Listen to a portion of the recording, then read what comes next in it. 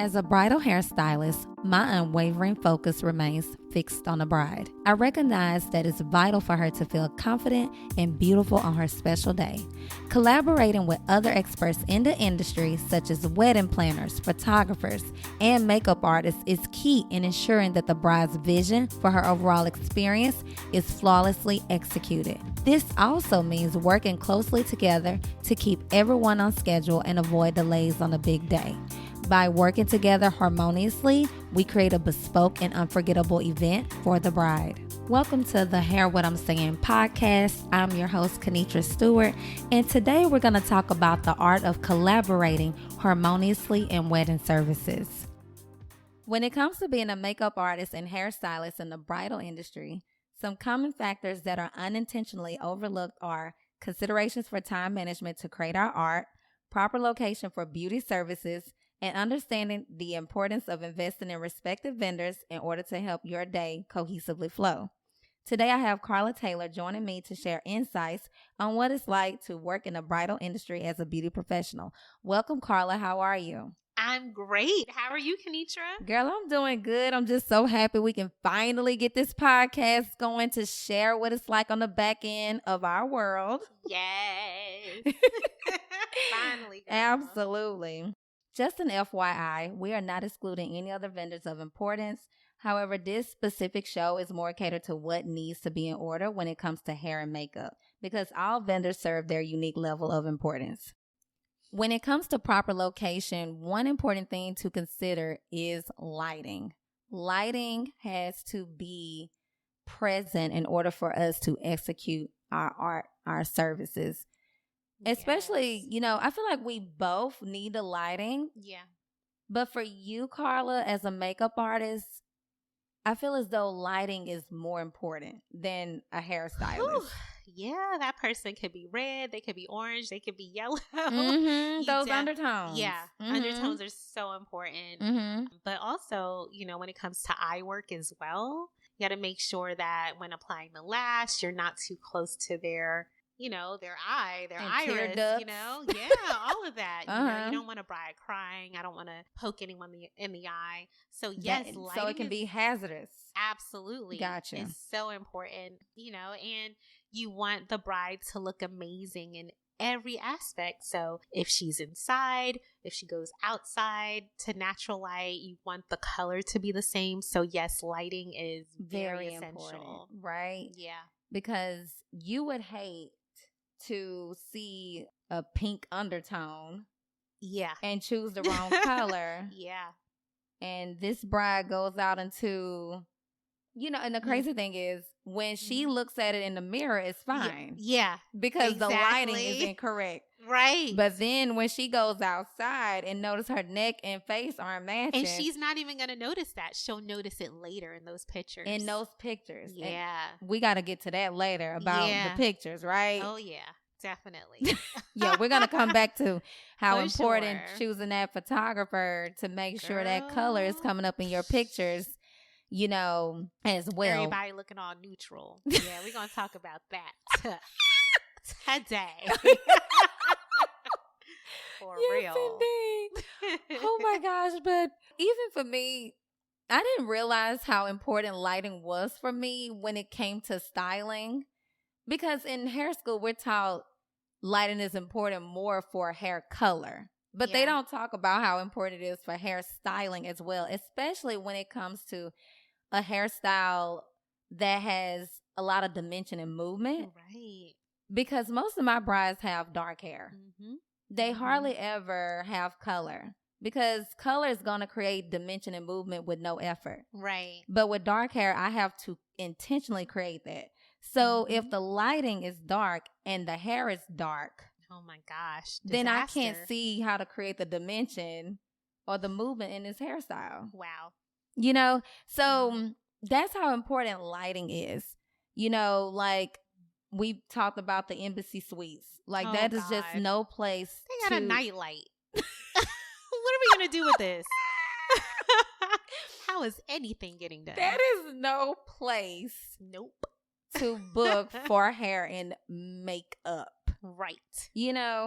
So I will say what I'm loving so much about the venues today, they are intentionally incorporating hair and like a hair and makeup room in your bridal room. Yeah, they are. And they have the stations, which makes it very comfortable for us to perform services. Right.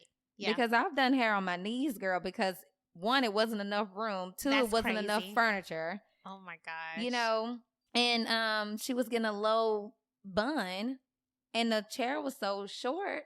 So I had to get on my knees in order to do her hair. Did you have a cushion at least? I didn't even have a cushion, girl. Them knees was on My fire. God, my God, my God. So this is how important proper location is. Yeah. Not to mention piggybacking off of what I just said about doing hair on my knees. It took me an additional 45 minutes to do her hair. Wow. So that's going to put you 45 minutes behind on your day. Right. And it's going to be my fault. Mm-hmm. That's when the wedding planner is coming up to me and asking me, how much more on hair? How much more on hair? You know. Are you finished yet? And the photographers too. Absolutely. They come up to you. Are you done yet? Because they want to do those first looks, Yeah. you know? So these are factors to consider whenever you are choosing, you know, proper location. You know, lighting is one, you know. I think you mentioned something about tables, like how important tables are for you. Yeah. Even for me too, now that I'm really thinking about it. Yes. But mostly for you too. I've done makeup I've had my makeup spread out on a bed before. OMG. Yes. You know, I travel with a lot of stuff because I want to make sure that I cater to everyone. It's like bringing your salon or, you know. Yeah. Because you never know, like anything can happen. Like they may want to change a lip color. And if you pack only specifically for what they book for the bridal trial. Yeah. You know, because they change up a lot. Like they'll say, "Oh, I want a nude lip" during the trial, and then on the wedding day, they may say they want some pop, girl. They want be a feeling red lip. themselves. Yes, exactly. Yeah. So yeah. So you had your spread on the bed. I had my spread on the bed. Yes, I did. And that's on even the bed scary because makeup can get a little messy. Exactly. Yeah. You know, I mean, granted, you know, I have my towel with me and everything, but you know, it's just better. It looks more professional to have a table. And I travel with so much stuff already. I can't provide the table. Absolutely. The least you can do is please just have a table. Please have a table. Please. I have a chair. I have a light. Just have the table. At least a table. Absolutely. Yeah. So, Carla, how do you feel about brides investing in additional time at venues in order to perform services? You know, because it's always like, and sometimes these venues only open at like, 11 a.m.? And that kind of cut a lot of time into us performing services if they want to be ready by 3 p.m. with a bridal party of like 10 people.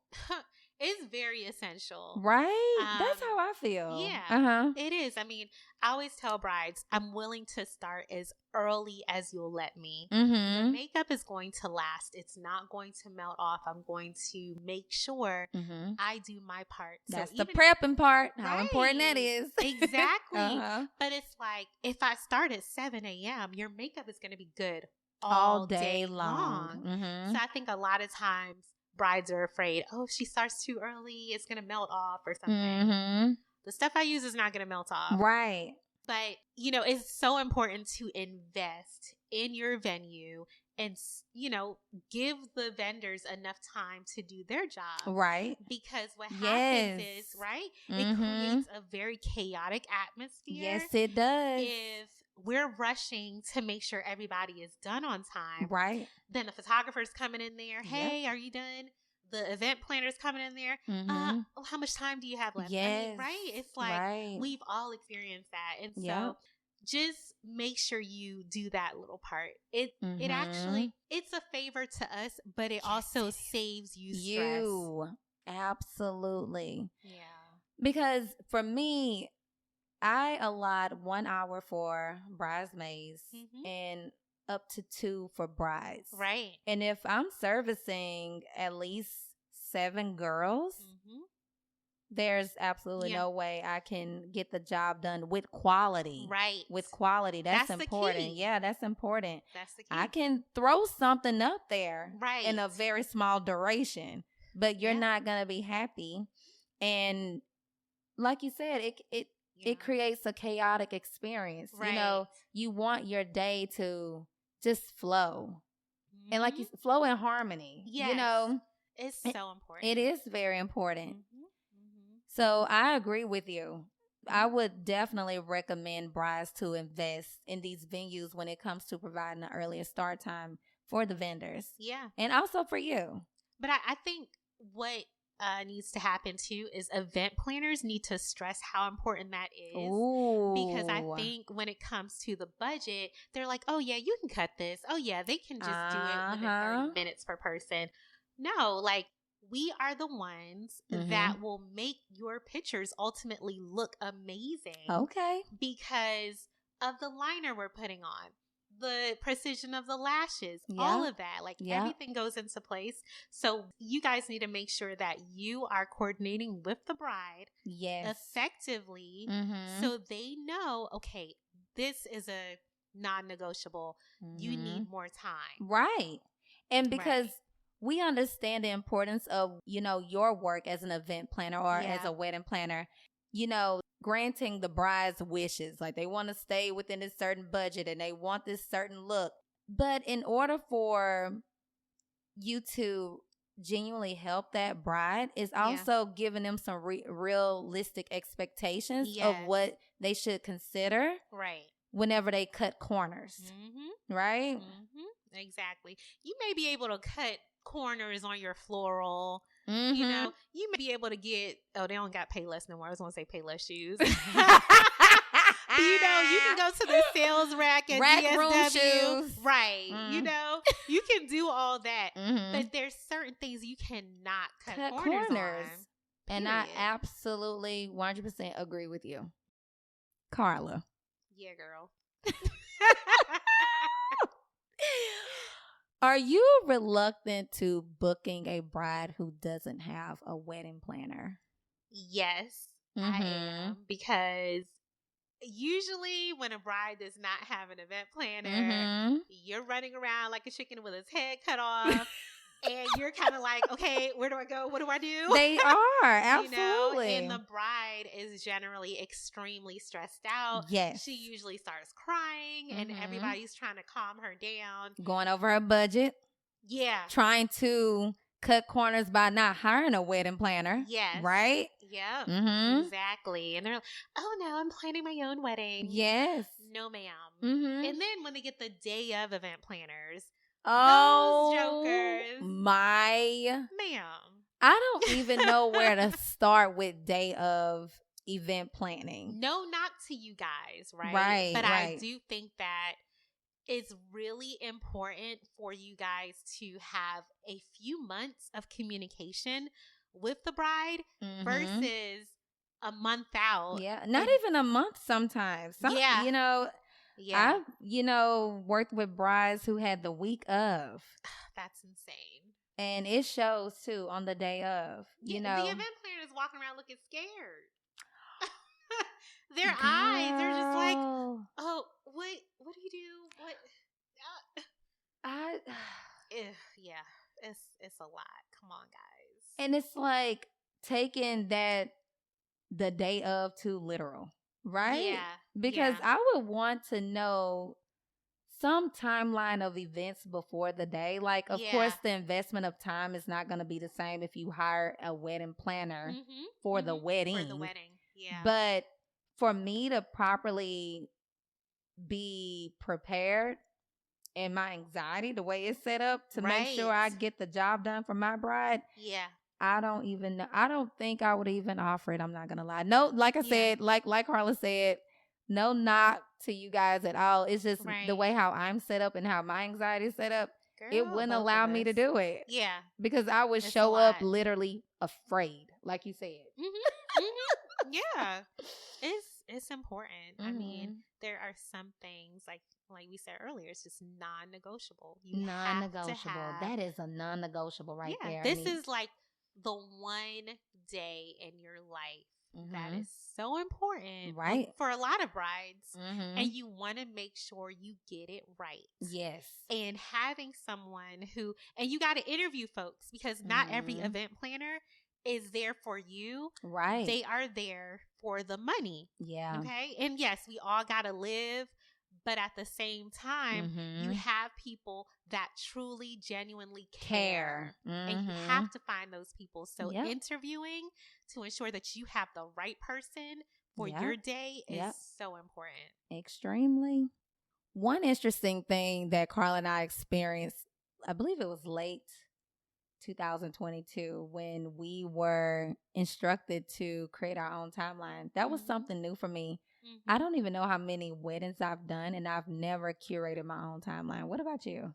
Was that new to, I think I was to say, I think we Yeah. jumped on the phone and like kind of discussed it, like Yeah, we were kind of confused, right? We did. I Mhm. mean, if there was a little bit of input in regards to the timeline, the event planner would just say, hey, how long do you typically need to do makeup? Right. It's never like, okay, go into a spreadsheet and create the Your timeline, own because timeline. Yep. essentially from me doing weddings for like 15 plus years, Mhm. it's been the event planner. Right. Because an event planner is to coordinate these things. Right. And if they know the timeline Yeah. for the day for all vendors. So that's Right. why I was so confused, because Yeah. I was worried about inconveniencing another vendor, because Right. I may want to start at 10 a.m. Yeah. And depending on the duration of time that I need to complete services, it may go over into maybe a first look that the bride is requesting. So Right. that was confusing for me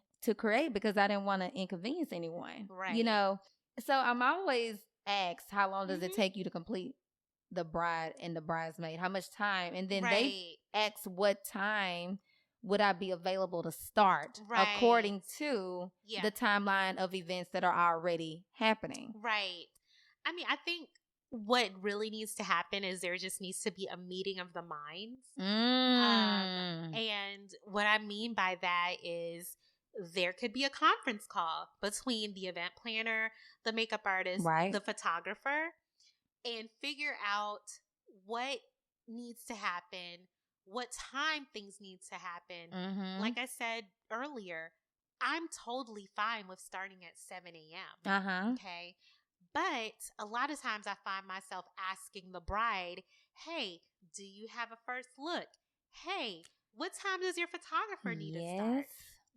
Because Mhm. it helps me to kind of build in my mind what time I need to start and what time I need to end. So that you don't run over on these services and have the Right. bride running behind on her day. Yeah. Mhm. But me asking these questions to the bride, that's essentially what I need to be talking about with the event planner. Mhm. And not the bride. And not the bride. Because they don't know. Exactly. Well, maybe they do know, but it still takes the pressure off of them.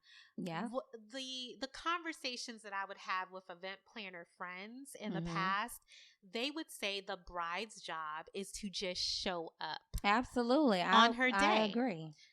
All this extra stuff, the logistics, it's supposed to be between the planners and the vendors. Mhm. I feel like they don't know the intricate details. Yeah. I guess that's what I meant by they don't know. They don't know Yeah. the significant intricate details, we need in order to make sure that the day flows, Yeah. without inconveniencing other vendors. Right. They know a roundabout, Right, exactly.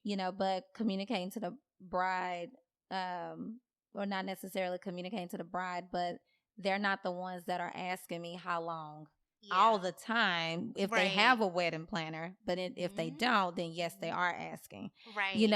So if you have a wedding planner, I've never been asked if a bride has ever had a wedding planner. They've never asked me how long, will I need for, each bridal party member. Right. So that's when I say they don't know. Yeah. Yeah.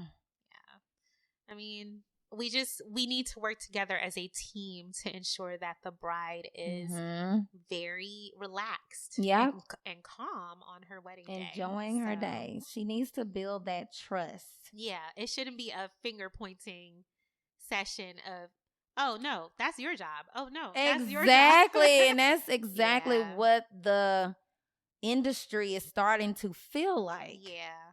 You know, where it's like, I don't do hair and makeup. I've been doing this for however long and I've never done that before. And it's like, that's not working together whenever you know, reply with a response like that. You know, at the end of the day, we're trying to keep the bride in the forefront. Yeah. And whenever the bride is the focal point, you subconsciously work together. Right. You know? Exactly. Whew, this next one is Carla's favorite. Oh, yeah. Talking about hiring the right photographer. Yes. My God. Girl, I'm going to let you go. Come on, because you had to teach me some things about this that I had no idea about. I mean, girl, go off. So, what I've noticed, specifically in this area that we're in Austin, right? Right. The white brides and their party look fabulous. Mm-hmm. But when it comes to our African American brothers and sisters, or colored women. Okay. Mm-hmm. Yes. Mm-hmm. Yes, women of color. We have undertones. Yes. And those are not addressed in the pictures. A lot of the photographers here shoot natural light. Yes. I don't see them bringing any lighting into a hotel room. They're solely just depending on the light coming from the natural the light outside, and that's it. Yes. And what they're doing is they're editing the pictures later and they're making everything the same. So they're using the same preset for every single picture. So if there's 1,000 pictures, they're using the same exact recipe, so to speak, to edit every picture. And what happens is there's no golden undertone, there's no red undertones. Whatever undertone we've had has disappeared. Just flat. And as a makeup artist, you want to see those colors popped. You sure do. Everything that you did to the face, you want to see the contour, you want to see the highlight, you want to see the eyeshadow, the blush. I want to see the color in my face. And you don't see anything. You are so excited to get those pictures back. And when you get them back, you're like, what? I know I didn't create Or they this don't blend. even know. Oh, yeah, for the makeup artist, that's what you're saying. Like, I know that's not a reflection of my work. Exactly. You know? Yeah. And so when they post this, the brides don't really know to look for this. Right. But when they post this and you're tagged, you're like, well, I know I did not create this. Yep. You know? Like, it looks like you just took one color foundation and slapped it on the bride's on with face. No dimension whatsoever. Yep. And so if as a bride, you are paying, you're investing all of this money for a great makeup artist, you want to be able to see your makeup in the picture. Absolutely. You know? Why? You want to be able to see the coils, the curls that were created in your hair. And absolutely. I work with some really fantastic, talented photographers in the DMV. Okay? There's a lot of them. Whoo! So my first time experiencing what you are speaking of right now was here. Yeah. I created this beautiful, intricate fishtail braid. Right. With a bun in the back that has so much dimension. Yeah. There was so much movement that would make your eye travel throughout that entire hairstyle. That was so flat and dark because of the photographer's editing. Yeah. And my bride asked her, could she lighten it up? And she said no. Yeah. Yeah. And that's the thing. It's like once they do that work, preset, right? Yeah. They don't want to go back and change anything. I remember reaching out to a photographer and I was like, hey, is it okay if I color correct this image? Ooh. And she said, no, I couldn't change anything. And I'm like, wow, this bride really looks crusty. Or gray like. She looks great. I mean, she didn't. And look, she? Girl Ashy. Mm-hmm. Yes. Yeah. She didn't look how amazing she looked in person Yeah. on her day. And so your pictures are a reminder of the beauty that you experienced on your wedding day. Yeah. And so when a photographer takes that away from you, these pictures are meant to go from generation to generation. Yeah. It's sad. Because they don't get to experience what you experienced on that day, you know? Exactly. In your mind and how you captured it in your mind. And let's be honest, as years go by, we're going to forget. And those pictures are the reminder.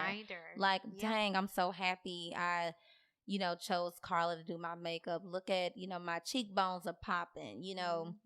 You can see the highlight and the arch of my eyebrow, and you know you know what I'm saying. So it's like you only have the pictures in order to bring that memory back in your mind. Yeah. And if you don't remember it the way that you see it, it's not gonna give you that same feel, you know, as you did when you presented the mirror to her, you know, so that she could see the look, you know. Yeah. Like hire a photographer that is well versed in color correction and color theory. Hire someone who has somewhat of an understanding of makeup as well. They don't have to be a makeup artist, but hire somebody who looks at those details. Hire somebody who brings a light with them and does not solely just depend on natural light. Yeah. Because natural light is amazing, but it can fail you sometimes. And if you're outside and they're taking a picture, yes, the sun is beautiful and it's radiant and we thank God for it.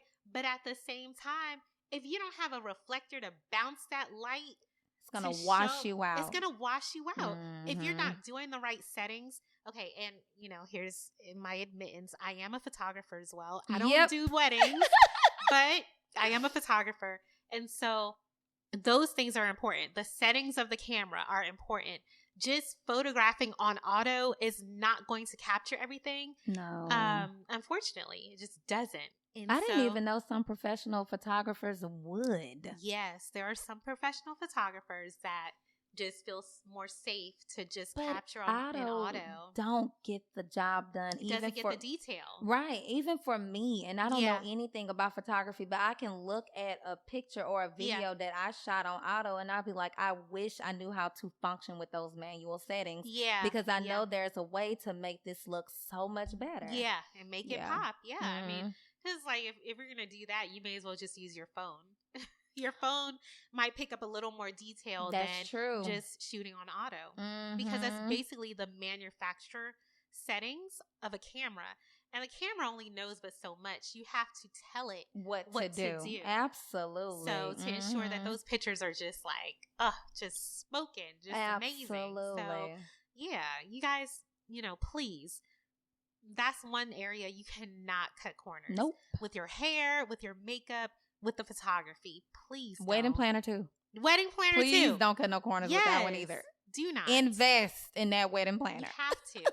If you want your day to just flow and be amazing and something that you remember for a lifetime, you do have to take all of those vendors and services into account. You have to. And you don't deserve a cut cornered experience. You don't.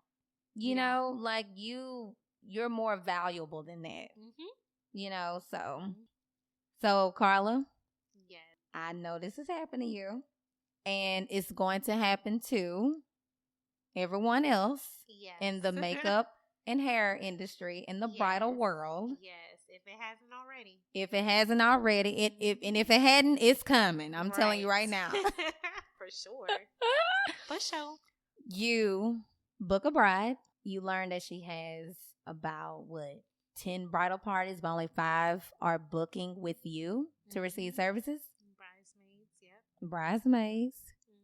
You arrive the day of, prepared to work and service the few that booked. What usually happens? Oh, do you think you have time to do my makeup too? How much does it cost? How do you feel like when that happens? How do you feel? Honestly, it really depends on the day. It depends how exhausted I am. Because if I have a lot of energy, I'm like, yeah, sure. Yeah. Am I going to charge them $5? Absolutely not. They're Right. going to pay my rate. Absolutely. But, you know, it just depends. Like, there's times that we don't get fed. We don't get anything to drink. They don't consider us. Listen, and that is a major consideration that all vendors need to understand. I mean, not all vendors, but at least the planner. Yeah. If the bride is too consumed in her day, which I feel as though she should be. Yeah. You know, I almost want to take the responsibility off the bride and almost put it on the wedding planner as their responsibility to make sure we're fed. Yeah. Why would the bride be thinking about that? Yeah, that's okay, but hear me out on that. Right? If the bride is getting food for everybody else, they got a whole spread. They done ordered Panera bread. That's true. They done ordered canes. But come on, Carla. Come on now. That's true. But you know, unfortunately, in this industry, in our industry as makeup artists and hairstylists, we are looked at as the help. Of course. Yeah, we're not. Of course. We're not, you know, viewed as a professional. As a person. Like, you know what I'm saying? Yeah. So that doesn't surprise me, you know, that neither consider. Yeah. And you have to think, if we're, you know, working on 8 to 10 people. On our feet. The whole time. We don't have no stopping time because you have to be done by a certain time. Yeah. So if it takes me 1 hour to do a bridesmaid and 2 hours to do a bride, that's already maxing the 8 hours that I have not been fed. Yeah, exactly. You know? Exactly. Which goes back to water. Dang. Girl, now I've been offered water, but that's still like... No, but honestly, like, I've been to... Oh, I know. Yeah. What I mean by I've been offered water, that means like a couple of times. Not like, all the time I'm offered water. Right. It's like I have been. Yeah. Well, no, like, a lot of times for me, the hairstylist will get offered more things than me. Really? Yes. Like... Oh, let's talk. Girl, tell me. So...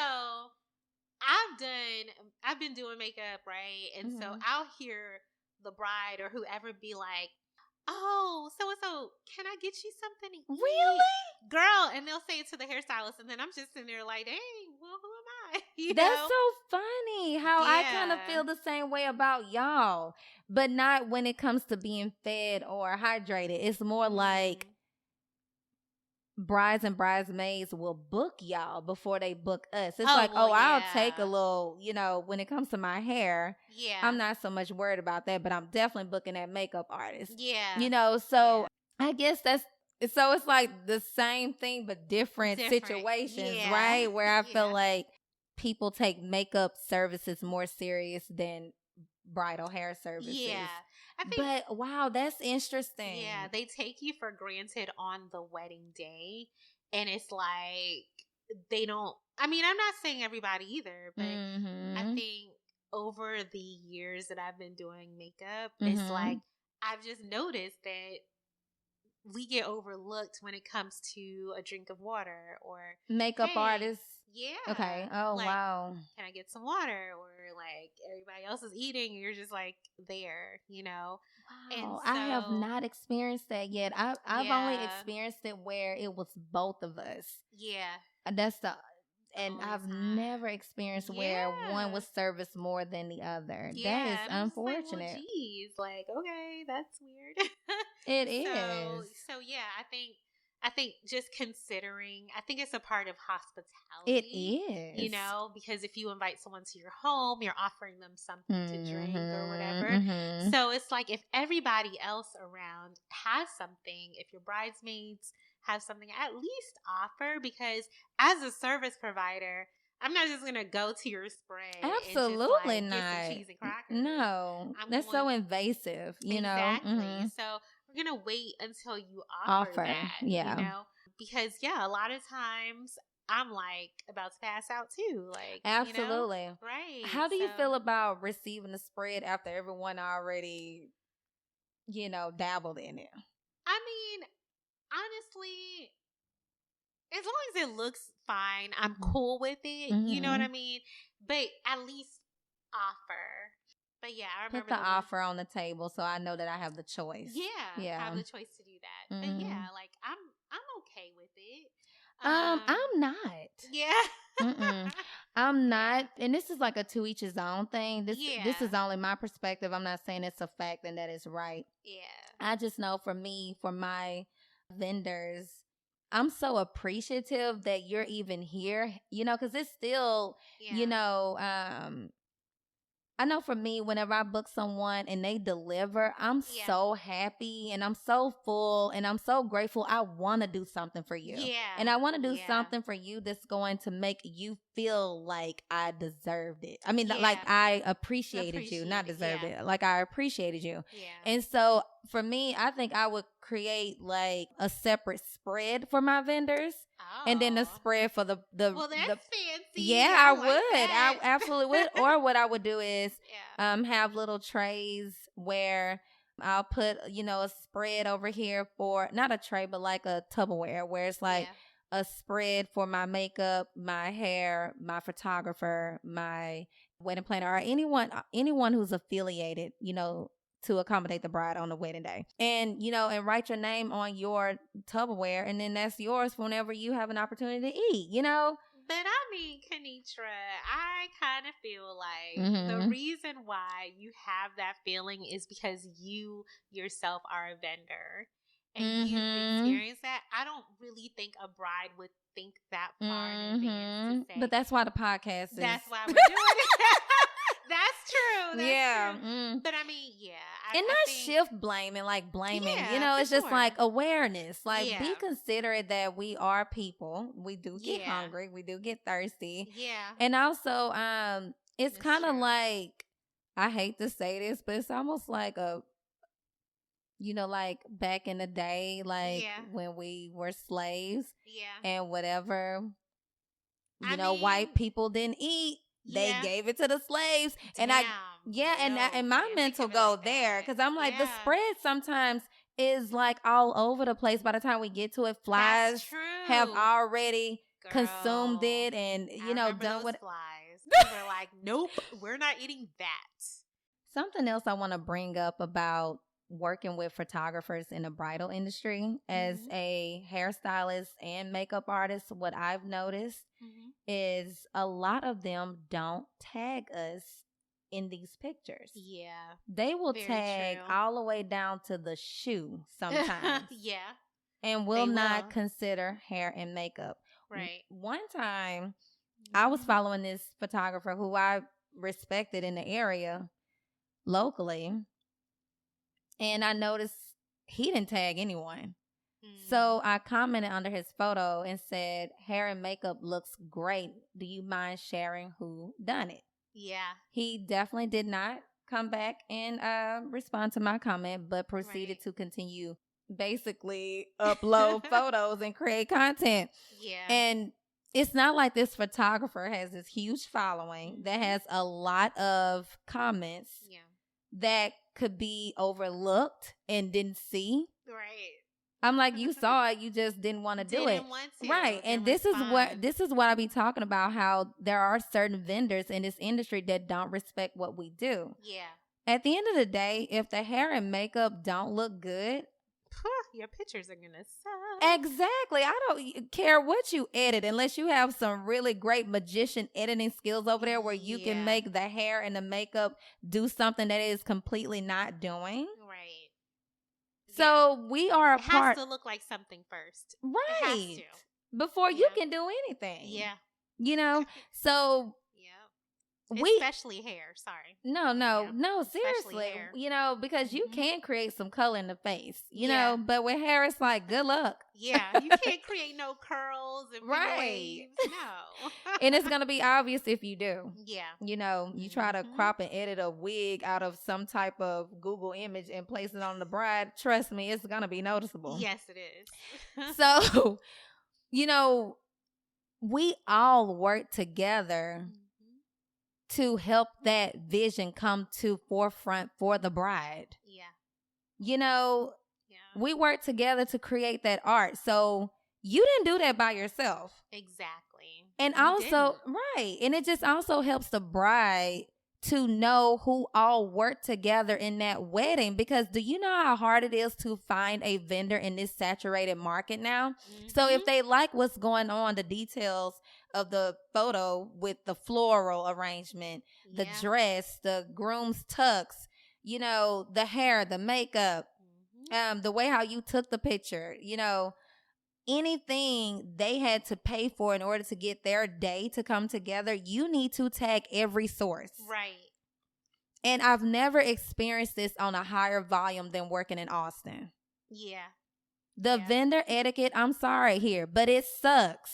It does. And it's extremely disrespectful to not only the vendors, but the brides. Like this is easy information for the bride to have right at her feet. Yeah. If she like everything that's going on, you know. Yeah. Like future brides. Future brides, exactly. That's exactly who I'm speaking of. So it's like I like this whole thing that's going on. So I'm going to follow every vendor, and I'm going to work with all these vendors because I love what I see. Exactly. There's so many people that DM me. If I'm not available, they're like, do you have another makeup artist that's available? Yeah. I can't find anybody. And there's tons of amazing artists in the area, but saturated, like I said. It's saturated. But also it's like, okay, I think if a vendor says this person is great, they're more likely to trust whoever you send their way because you've worked with them before. They know that the person is professional. Right. Because you have artists that may not show up on somebody's wedding day. Right. So when a photographer tags, then they'll know, the bride will know, okay, this person is trustworthy. Right. This person did everything they needed to do to ensure that the bride looked amazing on her day and showed up, did the work. Yep. They'll read that from the image. Absolutely. So, yeah. We're going to wrap it up with our last topic, discussing how important it is to consider creating a budget for traveling for your artist if it's outside of their central location. So many brides, and not just brides, even clients I've serviced behind the chair, they really don't know that they are responsible for certain traveling expenses. Yes, they don't take those things into consideration at all. Yeah. And one thing I love helping them, you know, understanding or providing insight, you know, insightful information to help them understand why we charge some of these charges that are a la carte, I guess you can say, to the artistry part of what we do. Right. Is no different from how their employer would compensate them as well. Right.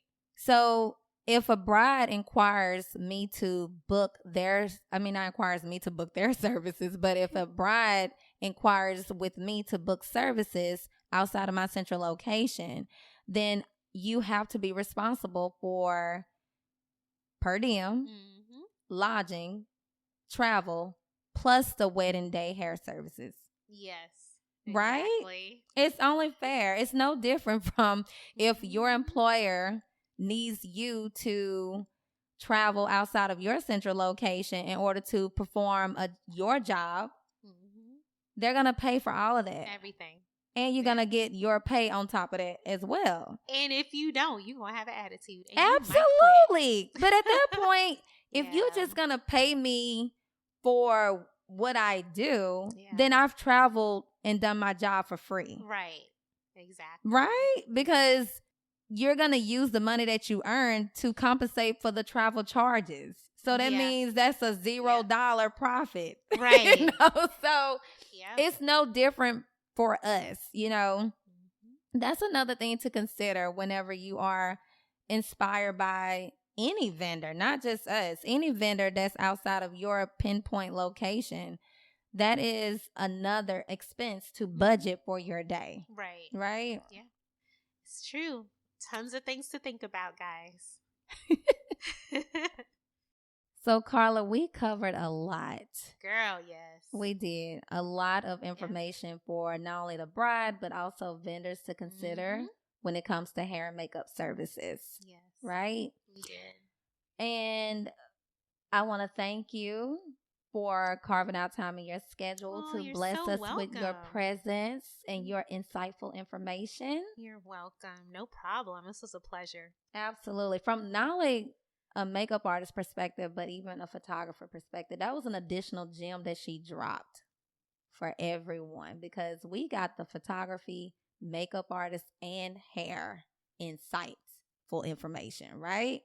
Yes, indeed. Yes. Thank you. You're welcome, girl. So that's all we have today on Hair What I'm Saying. Stay tuned for the next episode. Carla will be featured on more shows. Looking forward to it. Yes. So if you enjoyed it, she will be back. Hey. Working together in harmony with other vendors is very important when it comes to creating the perfect wedding day for the bride. By working together and communicating effectively, we can ensure that everything runs smoothly and that the bride's vision is brought to life. Without proper communication and collaboration, unforeseen circumstances could potentially arise. For this reason, it's important that all vendors are in sync and collaborate towards a shared objective to ensure the success of the bride's big day. To stay connected to Carla on social media, you can follow her photography page at CT Shoots You and also her makeup artistry page at C Taylor Makeup. Thank you so much for tuning in to this week's episode on Hair What I'm Saying. I'm your host, Kenitra Stewart. To stay connected with me on Instagram, you may follow me at _Hair What I'm Saying _. If you are a beautypreneur looking for business coaching tips or advice, specifically in business financials, you can follow me on Instagram _the vintage hipster _.